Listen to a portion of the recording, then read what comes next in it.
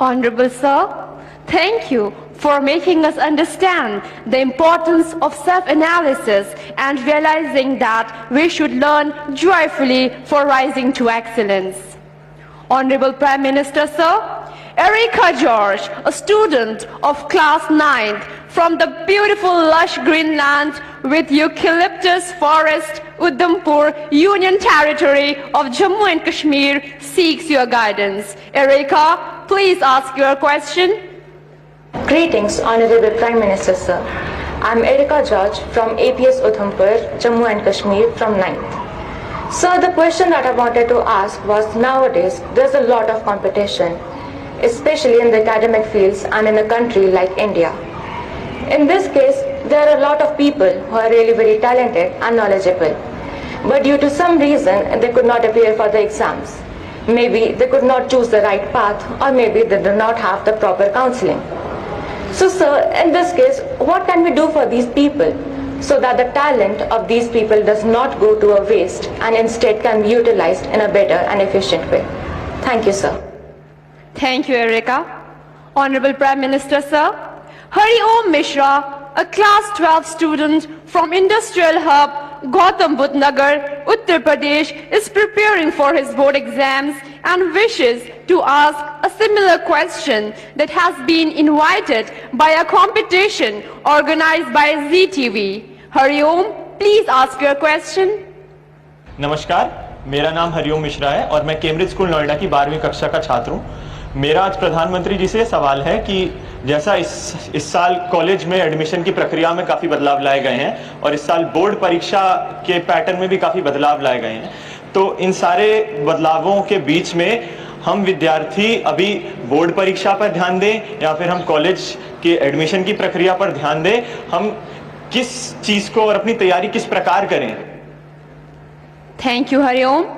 Honorable Prime Minister Sir, just like Erica and Hari Om, many students from different parts of the country have expressed their anxiety and concern about whether to focus on studies, competitive exams, board exam preparation, or college admission.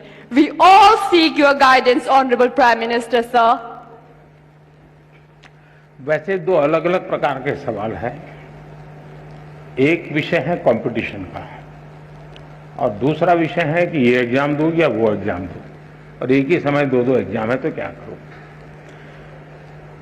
मैं नहीं मानता हूं कि हमने exam के लिए पढ़ना चाहिए, गलती वहीं हो जाती है। मैं इस एग्जाम के लिए पढ़ूंगा, फिर मैं इस एग्जाम के लिए पढ़ूंगा, इसका मतलब हुआ कि आप पढ़ नहीं रहे हैं, आप उन जड़ी बूटियों को खोज रहे हैं जो आपका काम आसान कर दें। और शायद इसी के कारण हमारे लिए अलग अलग एग्जाम अलग लगते हैं, कठिन लगते हैं।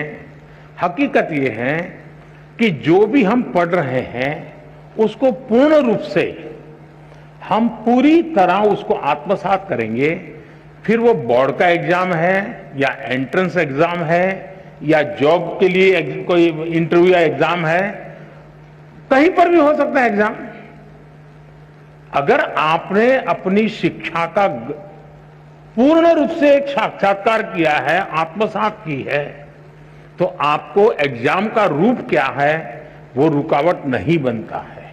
और इसलिए अपने आप को एग्जाम के लिए तैयार करने के दिमाग खपाने के बजाय अपने आप को योग्य शिक्षित व्यक्ति बनाने के लिए, विषय को मास्टर बनने के लिए हम मेहनत करें।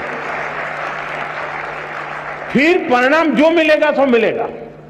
जहां पहली आएगी वो उसको पहले मुकाबला करेंगे, जब दूसरा आएगा दूसरे से मुकाबला करेंगे।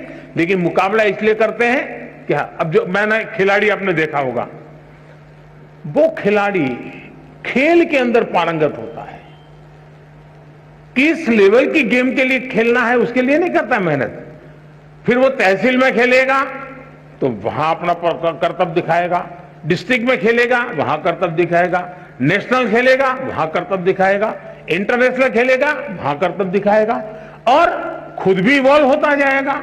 और इसलिए मैं मानता हूं कि हम फलानी एग्जाम के लिए ये जड़ी बूटी, उस एग्जाम के लिए ये जड़ी बूटी, उस चक्कर से निकल करके मेरे पास ये संपुट है, मैं लेकर के जा रहा हूं।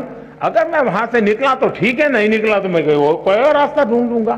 तो मुझे लगता है कि एक तो इसमें ये सोचना चाहिए। दूसरा, कंपटीशन।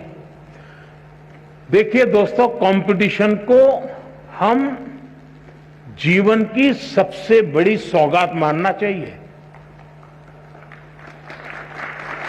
अगर कंपटीशन नहीं है तो जिंदगी किस चीज की जी? फिर तो हम ऐसे ही खुश रहेंगे, वाह कोई कुछ नहीं है, हम ही हम है बस। ऐसा नहीं होना चाहिए। सचमुच में तो हमने कंपटीशन को इनवाइट करना चाहिए, तभी तो हमारी कसौटी होती है। मैं तो कहूंगा घर में भी कभी छुट्टी का दिन है, पढ़ना नहीं है, एग्जाम नहीं है, कुछ नहीं है, तो भाई बहन बैठ करके कंपटीशन लगाओ। तुम 4 रोटी खाते हो, मैं 5 खाता हूं, तुम 5 खाते हो, मैं 6 खाता हूं। अरे करो तो कंपटीशन। जिंदगी को कंपटीशन हमने निमंत्रण देना चाहिए। कंपटीशन जिंदगी को आगे बढ़ाने का एक अच्छा माध्यम होता है, जो हमें अपना भी इवैल्यूएशन करने लगता है। दूसरा, मैं जिस पीढ़ी का हूं या आपके माता पिता जिस पीढ़ी के हैं, उनको वो चीजें नसीब नहीं थी जो आपको नसीब हो रही है।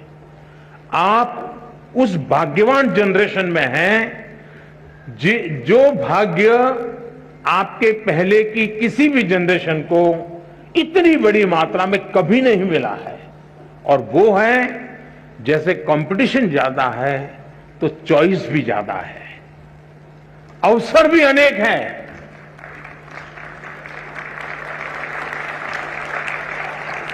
आपके परिवार में इतना अवसर नहीं थे। आपने देखा होगा, 2 किसान हो, मान लीजिए उसकी भी 2 एकड़ भूमि है, इसकी भी 2 एकड़ भूमि है, लेकिन एक किसान है, चलो भाई गुजारा करना है, गन्ना की खेती करते रहो, अपना गुजारा चल जाएगा।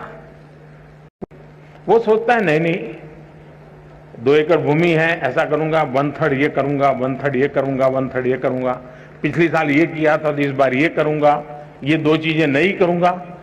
आप देखेंगे कि वो जो 2 एकड़ भूमि में ही ऐसे ही आराम से बैठा हुआ गुजारा कर लेता है। जिंदगी ठहर जाती है।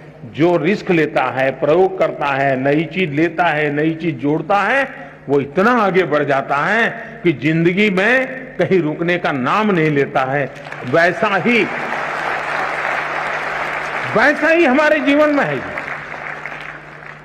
हमें गर्व करना चाहिए कि हम इतनी स्पर्धा के बीच में अपने आप को प्रूव कर रहे हैं, और हमारे पास अनेक चॉइस है। ये स्पर्धा नहीं तो वो स्पर्धा नहीं तो वो स्पर्धा नहीं तो वो, ये रास्ता नहीं तो ये रास्ता, ये रास्ता नहीं तो ये रास्ता। मैं समझता हूं कि हम इसको अपॉर्चुनिटी माने। तो